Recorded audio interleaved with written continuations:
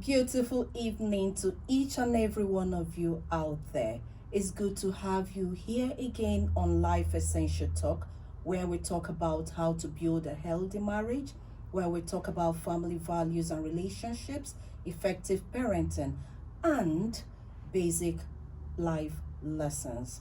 Well, I am your host, Uche Chukwuma. My co host, Clare Ohunayo, is not readily available today. Well, Monday was fantastic. We had a very interesting topic, which was the importance of entrepreneurship despite wage employment in a family. And we also had an engaging guest who told us all we needed to know about that interesting topic. Well, today won't be different from what we had on Monday. That is, we're going to have an exciting but also sensitive topic today. And to tell us all we need to know is a very special guest. Well, I won't tell you the guest till we'll come back after. Take a bow. That the music, Take a Bow by Rihanna. Now, that should give you a hint of the topic we are to engage in today. Well, let me not waste your time any longer. The exciting topic today and sensitive is unfaithfulness in marriage. Sensitive indeed.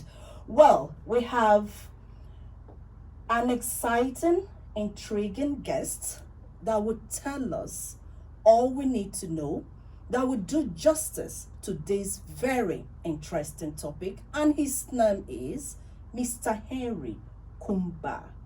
Mr. Henry is a marriage coach and also a pastor.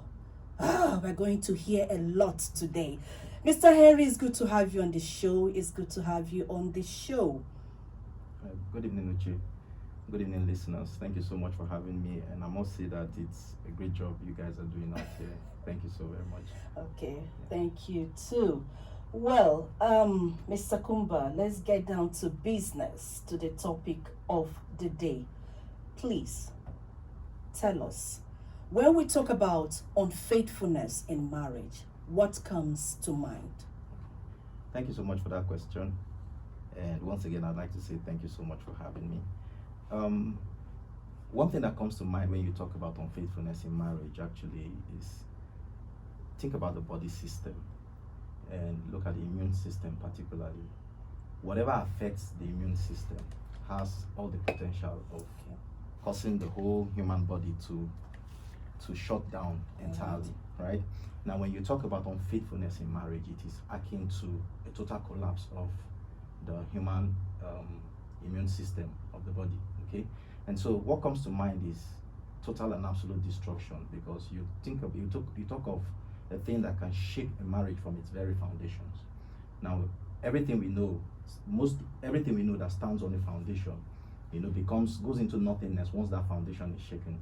The integrity of a building is compromised once the foundation is shaken. And so everything, whatever it is that you can think of, as long as it's standing on a particular foundation and that foundation is compromised, you definitely just know that it's only a matter of time. It's like sitting on the ticking time bomb. Wow, right? I love the analogies. Yes. It's like sitting on the Okay. ticking time bomb, because unfaithfulness by its definition is any action that violates an implicit or explicit agreement between two persons, in this case two couples, that has the ability of affecting the relationship completely. It is a case where something you vowed not to give to anyone else, you go ahead to give it to somebody else. And you see, most times when you talk about unfaithfulness, it is chalked up into the box of sex. People think, okay, you have an affair outside of your marriage and that is justice, so once it's not physical. However, I'd like to say that unfaithfulness has both the emotional and the physical aspect. Exactly. Both, yes. right? It's not just the physical aspect. It's not Yes, just that's the a physical good aspect. one. Yes, Yes. it's not just the physical aspect, because Yes. when you chalk it up to physical, the physical of saying, okay, a married person gets intimate with someone else outside their marriage, Okay. and so you give room for someone to make an excuse and say, we just got close, we haven't really done anything, we are just close, But then that closeness with which you're giving to someone else other than your spouse also accounts for unfaithfulness in marriage. And you get to see that not all of these illicit relationships set out to be relationships. Some are mainly platonic, right? They begin as platonic, but there's a thin line between a platonic relationship and one that gets intimate. There's a very thin line in it, and that's why you hear people have issues with calling the opposite sex, a married person calling the opposite sex my bestie.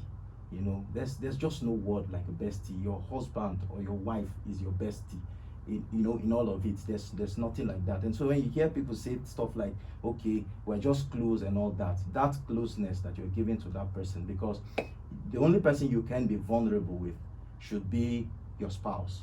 The only person that you know you can unwind with, the only person that you know that you can be at your lowest with should be your spouse. And that is where some people think, okay, I can be at my lowest with, or I can be vulnerable with the other sex, and outside of my marriage or somebody else I just know, maybe a work colleague, a friend, a business partner, I can be vulnerable with the person, let out all my concerns, all my feelings, and that is nothing. But as a man, I would speak and say that men don't do anything. Most times men don't do things for free, right? Okay. What they do is some men are just hanging around the fringes, giving you that shoulder to lean on, telling you, it's okay, you can confide in me and all whatnot, but they're just waiting for a crack. Wow. And when that crack happens, they are not the ones that come asking if there's a crack. When there's a crack, you go to them. You will just see yourself falling. You go to them and say, come, that thing I've been telling you, that which I was afraid of has actually happened. And the man sees an opportunity and he says, okay, this is, and then you're giving that person even room for comparison. Because sometimes you go complaining and saying, okay, my spouse did this, my spouse did that. And the person says, oh, no, if I was married to you, I wouldn't treat you like that. And the woman says, finally, I found somebody who can appreciate me. And so you just opened that room, for it. And then there's also the aspect of society's perception regarding unfaithfulness. Today you watch comedy skits everywhere that tend to see the smartness of the man trying to get the woman out of the room when his wife comes in. And we just laugh about it like it's something normal, And you get to see someone who is caught in the act, who has been found to be unfaithful, and somebody says, I know key person, I cheat. And somebody says that can't be the worst thing that could happen. What else could be worse than that? And as I'm sure we will discuss as the program goes on, the impact and effect. Yes, we'll definitely get to that. Yes, as I'm sure we'll discuss that, we'll get to see. And so you can't just chalk it up and put, and think, okay, maybe I just apologize as though I just broke a cup.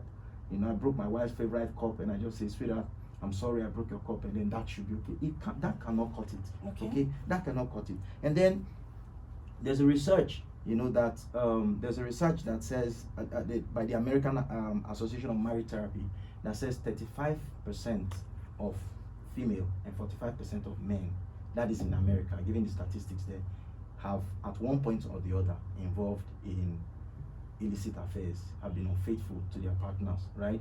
Now, that is those who got physical. Now, when you add the statistics of those who are not, who haven't gotten, who are just emotional, because even as we speak now, there's possible that there's a listener out there that didn't think that being emotional, also counts as unfaithfulness, yes. And so when you add that statistic, it goes to tell you how much, how prevalent, this is. But then, except for the hope, and then for programs like this, and then the church that frowns at this, but for society today, they just look at it like, well, it's a normal thing, most people do it, and then you hear people say slogans like, all men are. Is it really but normal? It is not. It is not. There is no way that can be normal. I mean, even in the face of the society, it's normal. Yeah, it's not normal, but you have certain quarters, certain people, because people don't really frown at it. Now, what I say frown at is when someone is found, to be unfaithful. There are certain things that ordinarily that person shouldn't get. There are certain areas, there are certain impacts, there are certain things that should affect the person, There should be repercussions from the society, but you don't see them. These same persons are celebrated, these same persons are still seen as role models, these same persons are some still even hold the same offices they hold.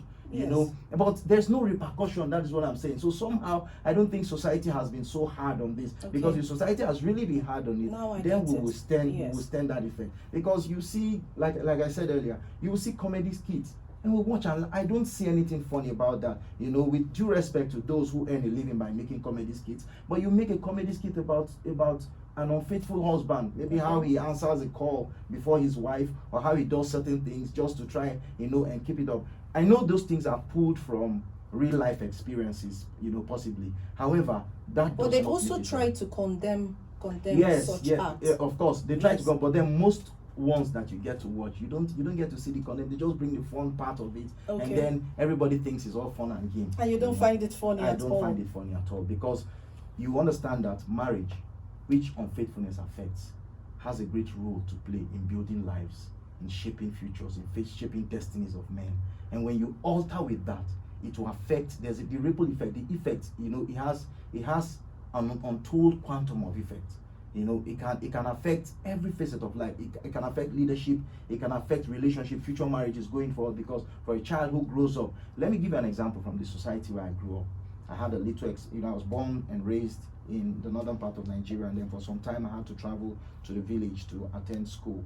And there you see that a man is married, a married man, openly has an affair outside of his marriage. Okay. And it is not frowned at. Okay. The children sometimes even know that daddy is having an affair with this woman, and they get to know. Now such a child grows up and sees that as normal. And so even when it happens, because they may not deliberately, but then somehow as they grow, they get to see possibly these are the advantages daddy was enjoying. That is why he had an affair outside of marriage. And if he could do it, then I don't, because the father and the mother, but most times the father is a role model to his children. Both parents are role model to their children, but then the father is supposed to model, the family, or how the children should live in their own families by the time they have it. So if they see their father doing that, and they just think it's normal. So even if he leaves that village setting, it is still embedded in him somewhere. It's only a matter of time. If care is not taken, it comes out, and before you know it, he or she is involved in this kind of affairs, because right from time they don't see anything wrong with it. Okay, so just like you said, if one is vulnerable with another person, it means the person is being unfaithful. Exactly. If one has another person as bestie, confines in him or her, that person is being unfaithful. Exactly. Do I really agree with you on this? Yes. I should. Yes, you should, because that emotional investment you're making in someone else outside of your spouse is like having one foot in the door. And so you have one foot in the door, and before you know it, gradually you're creeping in, because what ordinarily you should go back home and discuss, things you should confide in your spouse, because that's the only person that should have everything about you. That Okay, should but know what everything if about you. your spouse doesn't give you that listening ear? Can't you confide in another person? I mean, the opposite sex. Yes, you can confide in you can confide in the opposite you sex. can. You can confide in the opposite So sex. when can we say you're being unfaithful? When can we say one is being unfaithful? Thank you. You can say one is being unfaithful emotionally, right? When you just know that you can't wait to share a particular event with that person, right? Okay. You feel the emotions. Okay, when I'm with my wife, for instance, right?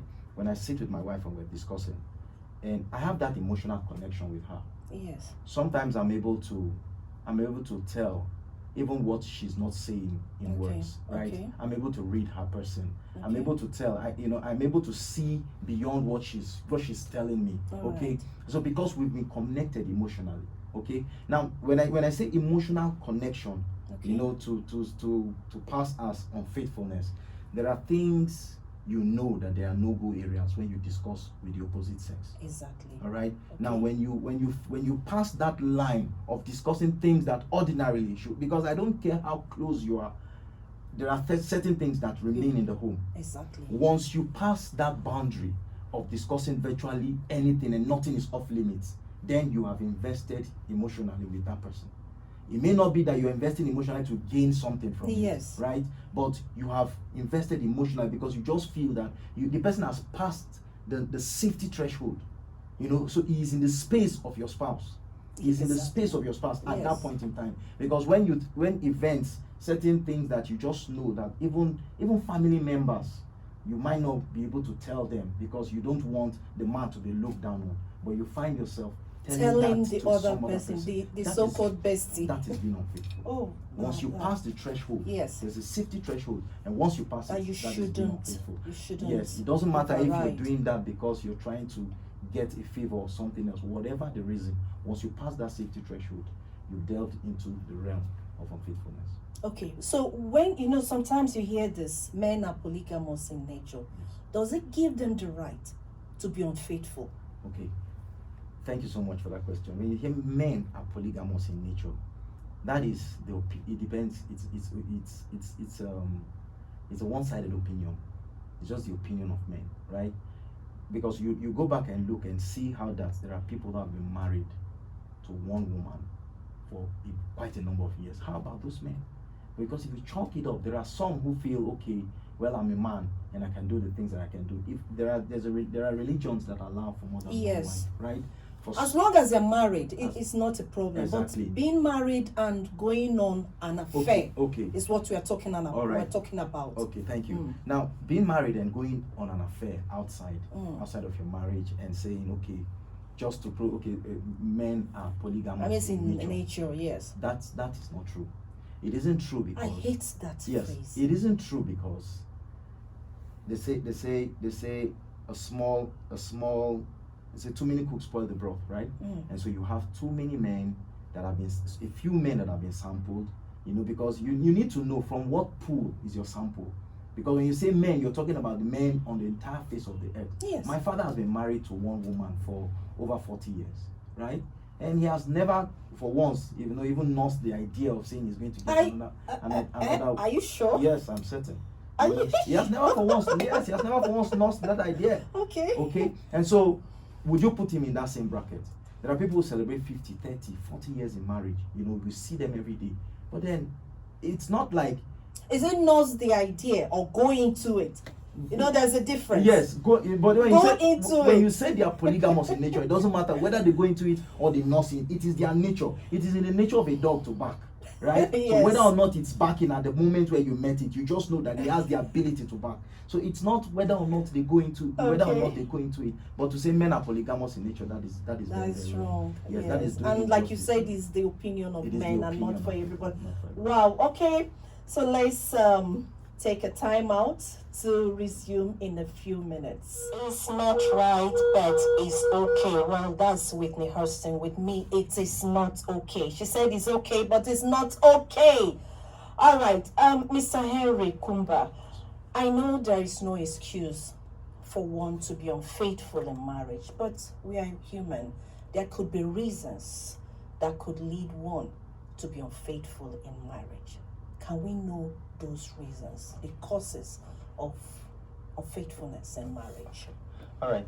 Now, I gave an example earlier, talking about the place where I grew up, Okay. the village where I grew up, and you get to see people see their parents, their fathers, and even mothers sometimes get involved in these kind of affairs, and then they grew up thinking that is the normal thing. Yes. And so unfaithfulness sometimes is a symptom of an underlying cause, maybe the background, the way they grew up, the examples they saw, the things that were exemplified, before them, so they grew up seeing those things. And so when such a person becomes unfaithful, you just know that there's an underlying cause. So that is a symptom, right?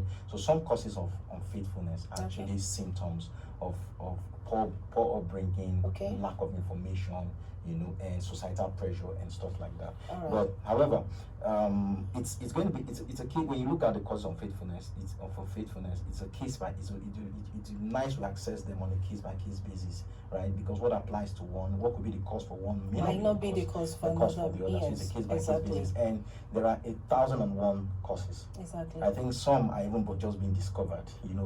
Some are even just being discovered because human nature is evolving. Right, our interactions, our relationships, our work conditions with the advent of COVID and all, our work conditions are changing.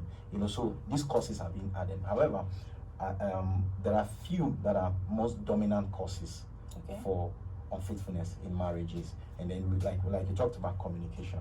You mentioned communication earlier when we were talking. Yes. That is one major cause of faithfulness, right? Yes. Now, when you talk communication, we know that communication among couples has to be a two-way thing. It is either you get a verbal response or you get an action in response to something you said, okay? Like when I say, okay, honey, can you get me a glass of water? She either says, okay, or I see her getting up, to go do exactly what I've asked, you get. But when communication is not two-way, okay, it's only one person that is talking. It's only one person that is the other person doesn't, it's not really coming out, not because they can't find the words, right? But they just feel they bolt everything in, okay? And so in that regard, the person feels I'm not really communicating, I'm not really getting the feedback that I expect. Okay. And then communication also has to be safe. There's got to be safety in communication. When I talk with my wife, I don't hold anything back. I cry if I need to cry. Yes. I be vulnerable if I need to be vulnerable. Yes. I don't put on that manly, that manly look and say, oh, come if I cry. You shouldn't be to your wife or to your husband at all. And then another thing is, I do not have the fear of the things I say while we communicate being used against me tomorrow. True. And that is the reason why some people shut down and you don't find communication in marriages anymore. And so they go out and look for a listening ear. Someone who would listen to them, someone who would, be sympathetic to their cause, whatever it is they're saying. They may have been saying it to the spouse and they're not getting the kind of response that they want. Okay? They're not getting the kind of response that they want. And then there's also the fear. Maybe they said something at one time and then something else came up and the man reminded them of something that happened 3-4 years ago and talked them down, or the woman talked the man down regarding that. And from that moment on, he's afraid to talk anymore. She's afraid to talk anymore. True. So communication is key. You need to talk. And then there's a verbal, and then there's the body language of it as well. And so you need to understand, you need to be free, because when you have a communication gap in your marriage, okay, you're making room for, because no matter what, there's this saying, the problem shared is a problem half solved, although sometimes the problem shared is buying another problem, as well. However, the woman should have someone that she can come back home to, someone that she can, or the man should have someone he can come back home to. Like me, there was a time we used to drive separately, my wife and I, to the office, and somehow I started missing the communication we used to have in the car when we're driving together. And so sometimes you just say, okay, I'm following you. You drop me off and you go, just that moment. Because there are times I see things, and even when I get back home, I can't quite describe them as just the way they were if she was there. And so I said, I'm not going to be missing those moments anymore. We drive together, we go to work together, you pick me up or I pick you up, whichever way we'll come back, we'll come back home. So communication just has to be there. And then the physical communication, that's the body language. You need to understand, because we communicate with our bodies, with our body as well. So, because if she's tired, you will tell.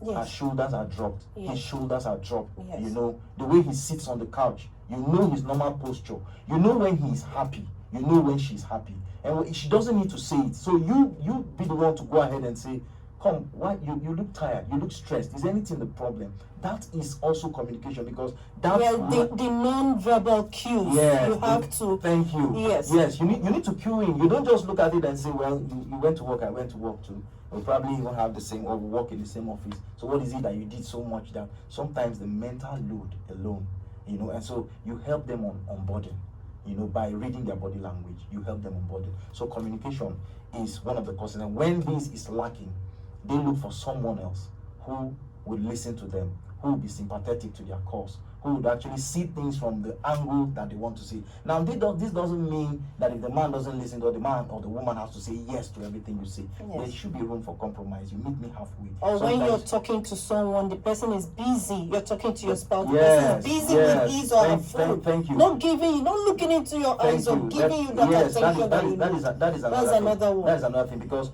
when we say communication, sometimes I'm talking to you now and you're probably on your phone, and I'm asking myself, is she even listening to what I'm saying? True. Then I ask you, Uche, are you even listening? You say, yes, I'm listening. So then I ask you, what was the last thing I said? Then you repeat it back to me. It doesn't necessarily mean you heard me.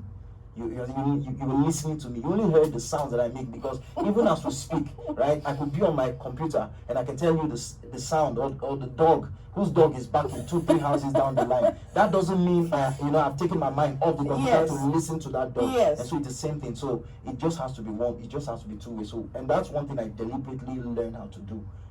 When she's talking, we had to learn it. At some point, we told ourselves, Look into her eyes. Yes, exactly. Look into his yes, eyes. because that way you're able to pick even what they are not saying. So communication has to be the end. And one thing I do in communication, we're spending time on this communication because it's very, very It's important. very, very important. It is It's important. fundamental. Yes, True. one thing I do with my wife in keeping communication going is, it doesn't matter how many times she's told me a story. If she brings it up, I don't know if I've told you, because that's her favorite line, I don't know if I've told you this before. I said, no, you haven't told me. I could listen to that particular story 10 times. Over and over again. And one thing I'm certain about is she's definitely not going to use the same words she used in telling me the story. Okay. Sometimes, the first time she told me, she left out some details. I get to hear those details second time, but whichever way, Okay. I assume, I just tell I'm hearing it for the Yes. for the second, and it keeps communication going. But when she starts something, I say, no, you've told me before. You've told me that before. I've heard that before. It Before you know, it discourages. discourages, and she Yes. just wants to keep to herself, and all that. So communication is, the lack of communication is one of the major causes of Yes, unfaithfulness. and in marriage. unfortunately, if you get someone that listens to you, maybe at your place of work or anything, it could lead to something Yes, else. it is, and that is where you It now. could lead That to is where something else. the emotional aspect begins. You say, I wish my husband listens to me just the way this Just man the does. way. And before you know it, that angle of the lack of communication between you and your husband, or you and your spouse, just pushes you to the other person. And then there's also the Okay, inability. just hold on to Okay. this interesting talk. The right. phone line is open now. Dear listeners, please feel free to call us on 081 084 47518. The number again, 081 084 47518. You can send SMS or you send your messages via WhatsApp. Please talk to us. We would love to hear from you. Okay, still on unfaithfulness in marriage with Mr. Henry Kumba. So let's have the reasons for being unfaithful in marriage. Okay. So closely related to the lack of communication Okay. is the inability to resolve issues. Now, take it or leave it, every marriage has its own Okay, hold on to your thoughts. We have a call on the line. Hello, good evening. Hello, good evening. Good evening. What's your name and where are you calling from?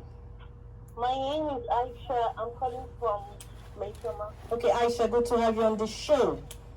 Yeah. Okay, so let's hear you. Please, I just have a question. What about when you try all forms of, you try so many ways and your husband is not still giving you that room to communicate well with you, but at the same time, he's talking to someone else. Okay.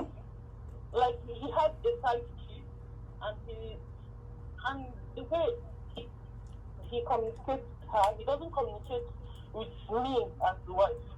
Wow. Okay. Okay, that's your question. Yeah, because like I've okay. tried so many ways. I've tried talking, like not nagging, Okay. Like let's have a one-on-one talk.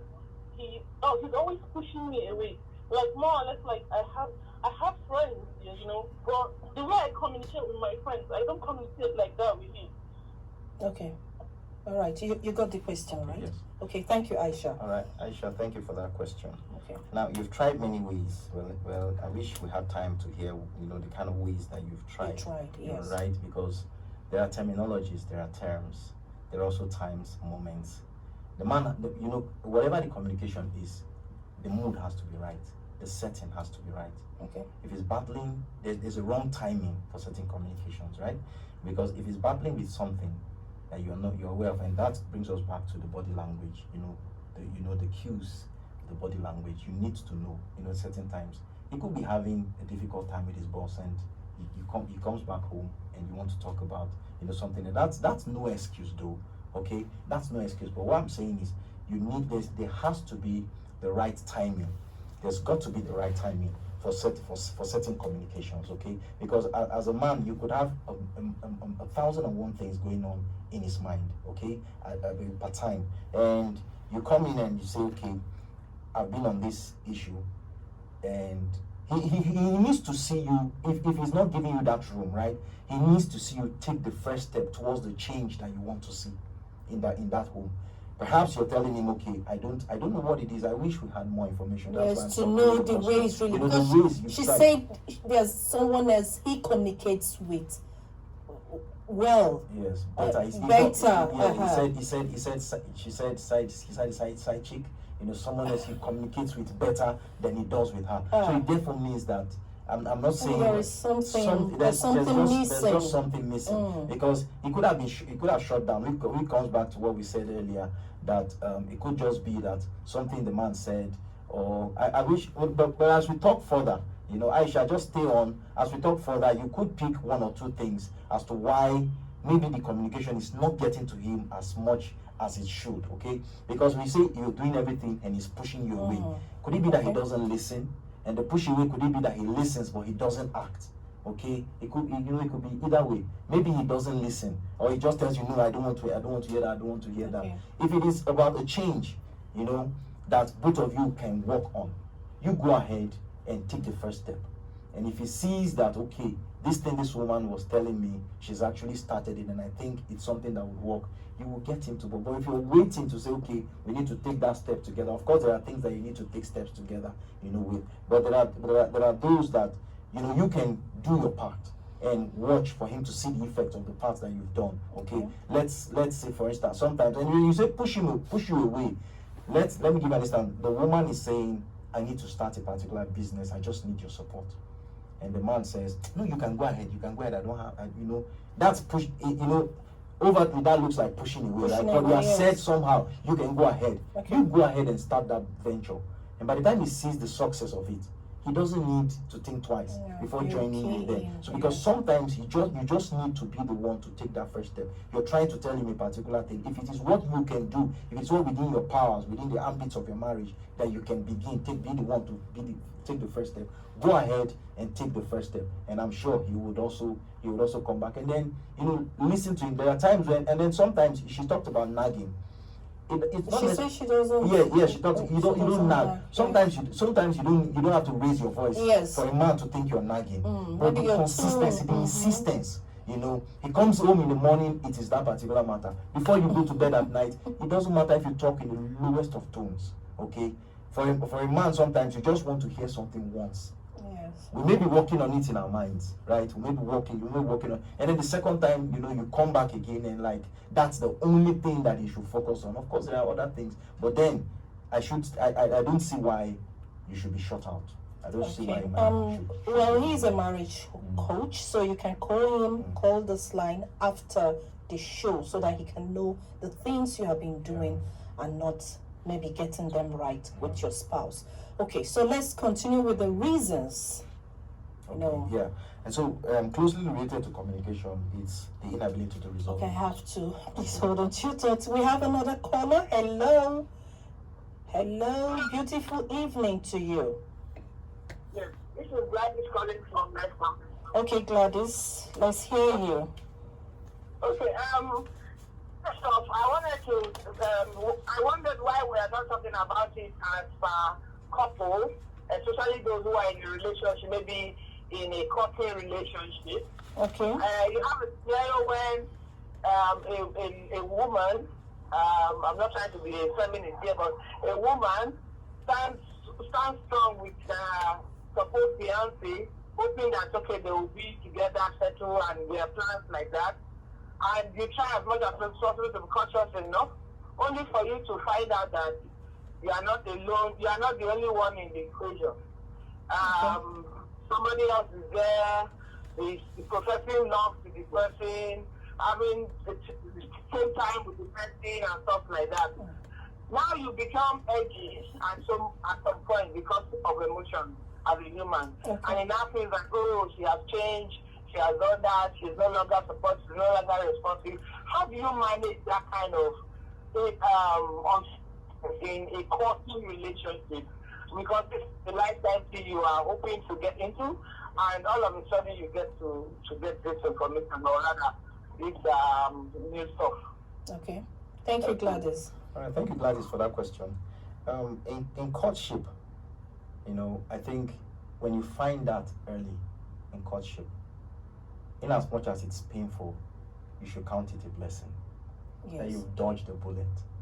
I know you've invested emotionally. Like she said, you stand strong. We don't know how well. It means maybe when he was down, you were there, and then things began to pick up, and he doesn't really think that you're worth, his time anymore and his investment anymore. Because when a woman invests her time and just knows, probably the man approaches her and says, okay, this relationship needs to get serious. Sometimes he even goes ahead and saying, I need to meet your parents. They do the introductions and all that. And then while they are waiting for every other thing to fall in place so they can move their relationship to the altar, and then she discovers that the man is being unfaithful. And so Okay, we'll continue with this. All right, Let's all right. take this call quickly. Okay, hello. Beautiful evening to you. Good evening. Good evening. Good evening. What's your name and where are you calling from? My name is Uche. I'm calling from Kabusa. Sorry, your name is? My name is Uche. I'm calling Okay, from Ugochi. Kabusa, Abuja. All right, Ugochi, let's hear you. All right, ma. Then this is my question goes like that. What about if the man, the one, if you want to bring out a talk, he will be the one nagging. He Okay, cannot listen to you. He cannot. He don't listen to you. okay, Not even at all. And you will be trying to please him.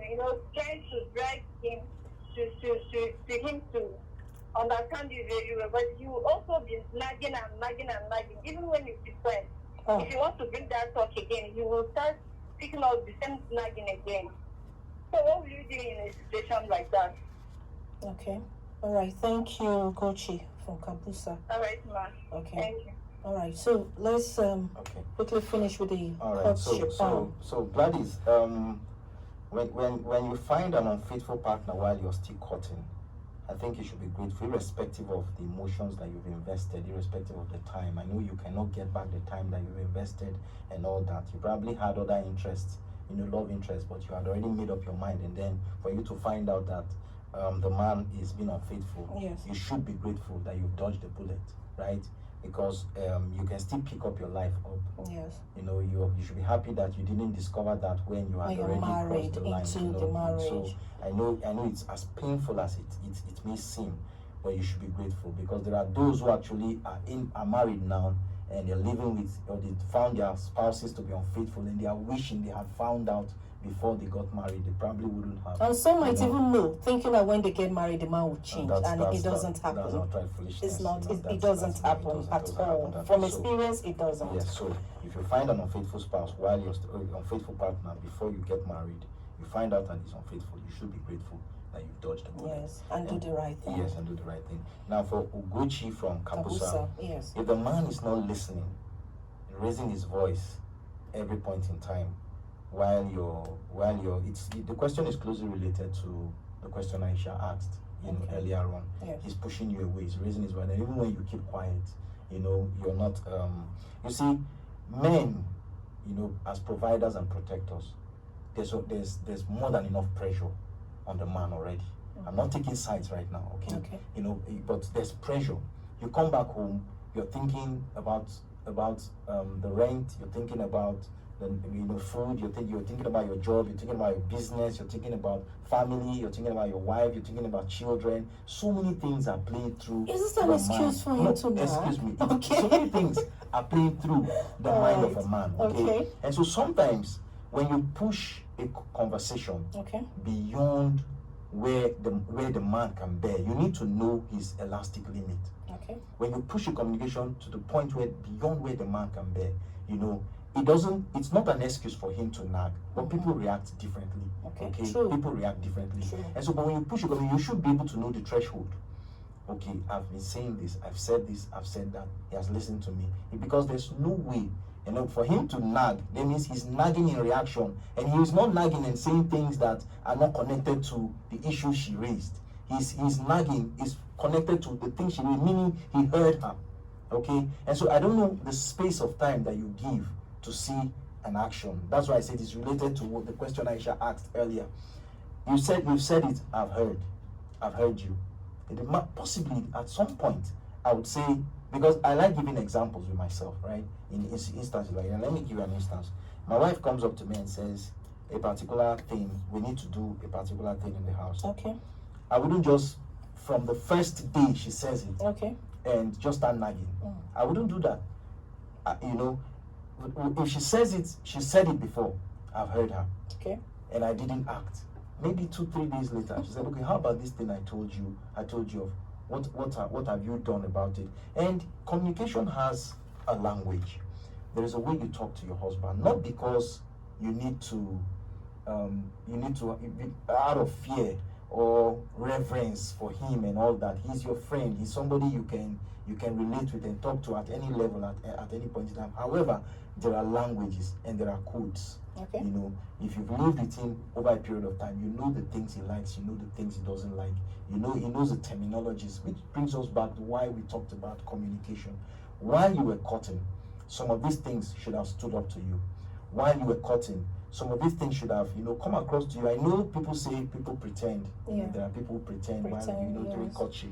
However, some of these things, some of these pointers, some of these signs should have shown up, except maybe you overlooked them, and then now you're faced with the reality of them. But if the man is not listening, and is nagging, and even after you've kept quiet, it must likely be that you've touched a sensitive chord, a sensitive area.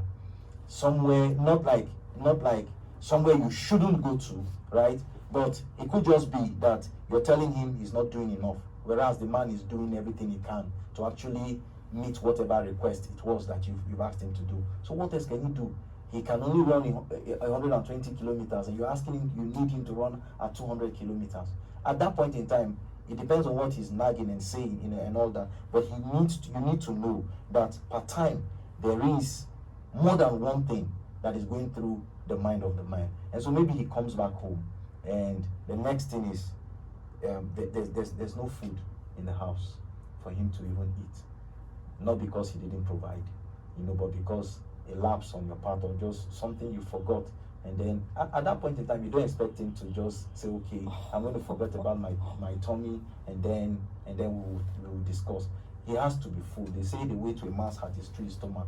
Get him relaxed. Speak to him.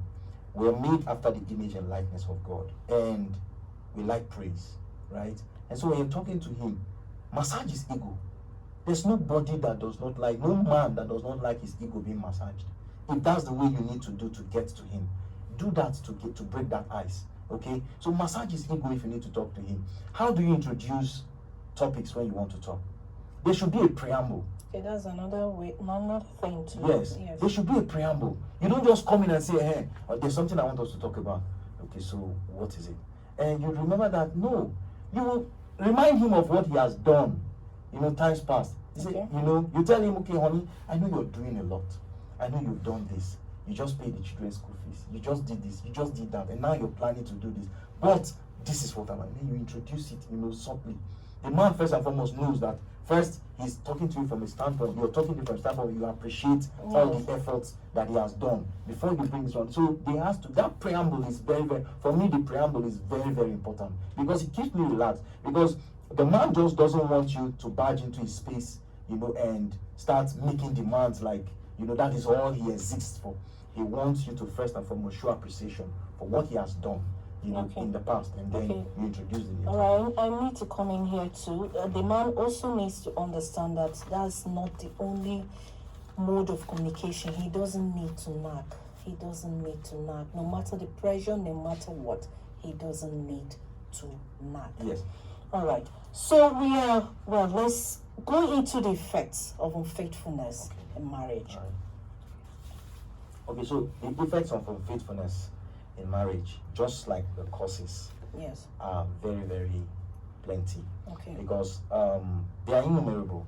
Because the reaction you get from someone who towards whom unfaithfulness has been shown, who has been cheated upon in a marriage, it's based on, it differs. How I would react is different from the way the other person. There's no ideal scenario. It's not something you get to rehearse, because it's something that is unplanned for. Okay, because there's hurt, there's unbelief, there's grief, there's anger, there's loss, there's betrayal, there's guilt, there's sadness. Because you don't even want to stay in the same space, breathe the same air, or stay in the same room with that person. You don't even want to have communication with that person, at that point in time. Because each time what's coming through to the mind of such a person is, How can you say you love me and do such And a do thing to me? this to me. You know, so you don't even want to have communication. So it shakes the very foundation of marriage. It is affected, and the effects, regardless of whether it's emotional or physical, you know, the unfaithfulness, you know, regardless, the effects are the same. And one major thing this does is that it damages the self-esteem. It damages the self-esteem of the one who has been cheated, or towards whom unfaithfulness has been shown. It damages their self-esteem. Because here is a woman or here is a man who lifts their shoulder high, knowing fully well someone respects me, knowing fully well someone adores me, knowing fully well that I am valued, irrespective of whatever my boss may tell me or whatever attitude my colleagues in the office may tell me. I know definitely that at the end of the day I go back to somebody who adores the floor that I walk on, and then suddenly, you know, the person does that to you. You go back to question if the whole marriage or every sweet thing or every sweet action they have done for you was true at all. And so it damages your self-esteem. And so even when somebody passes a compliment, you're wondering if this is true at all. Because this person's self-esteem just goes down to zero. Yes. Okay? And so they walk no longer with their shoulders high, but with their heads bowed. You know, sometimes you hear, you know, and at every point in time, whatever, there are things that could trigger to remind them of their situation, of the unfaithfulness that they just experienced. And each time they could be in a happy mood, and then suddenly they just remember and they shut down. Suddenly they are laughing, and then they are laughing, and suddenly they just shut down, you know, like that. And so it kills their self-esteem. They no longer have that self-worth. You know, they may work themselves back up, but it may take a little while. Okay. And then you have also loss of trust. You no longer trust anything anybody says. However they come, whatever they say, you listen to this, and then it passes through the other side, because the first thing you're telling yourself, this was the same way, these were the same things. What have we not heard before? It was the same thing this man told me, it was the same thing this woman told me. So they no longer trust anything at all. And so they carry that. And then there's also that emotional instability, because it's a cocktail of emotions, like I mentioned earlier. There's hurt, there's unbelief. There are times when you're asking yourself, is it me? What does that person have that I don't have? Was I the first? Did I push this person away? What did I do? You know, so you have a mixture of emotions. So that also, and then they don't have that stability, because they can't be dependent on anymore.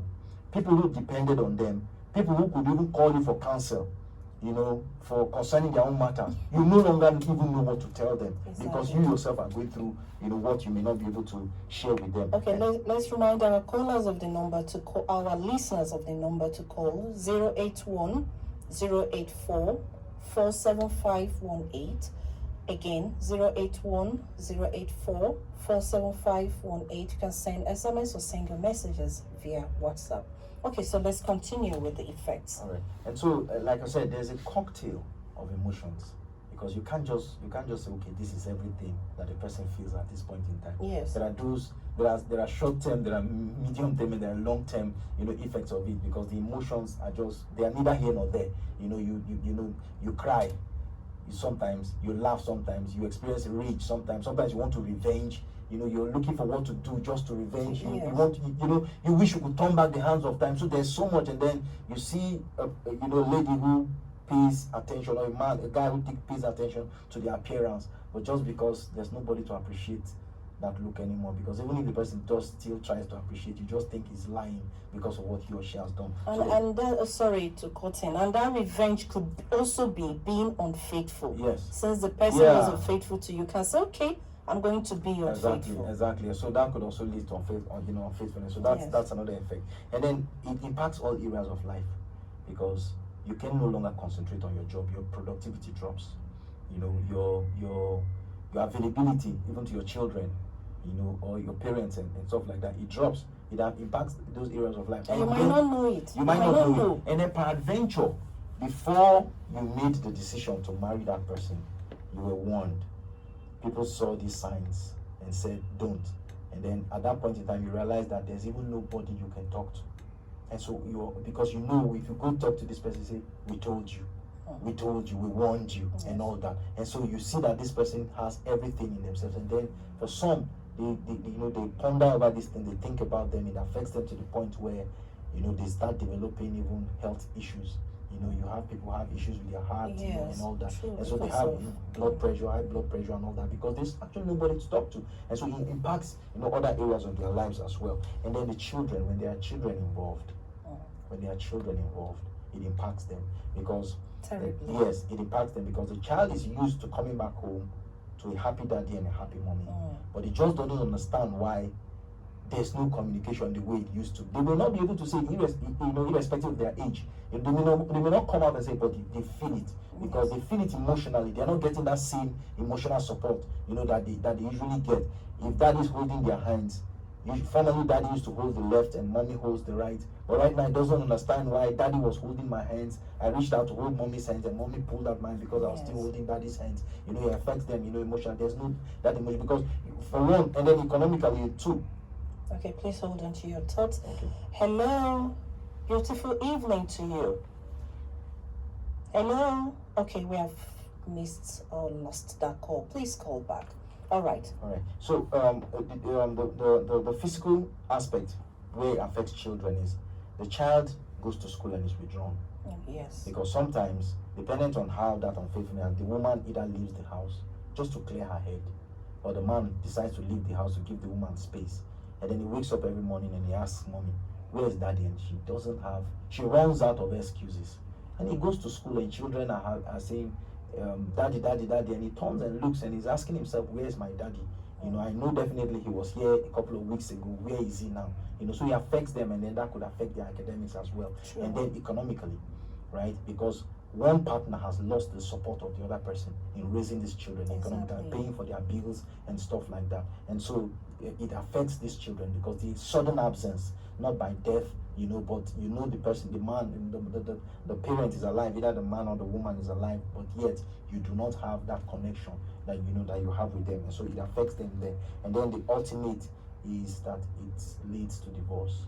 That is the ultimate. It's a ground that is accepted both in law as a ground upon which divorce. And so if they cannot work things, they can't find themselves to work things back up. Yes. The next thing you get to see is that they break up and there's a divorce result it comes out as a result of that.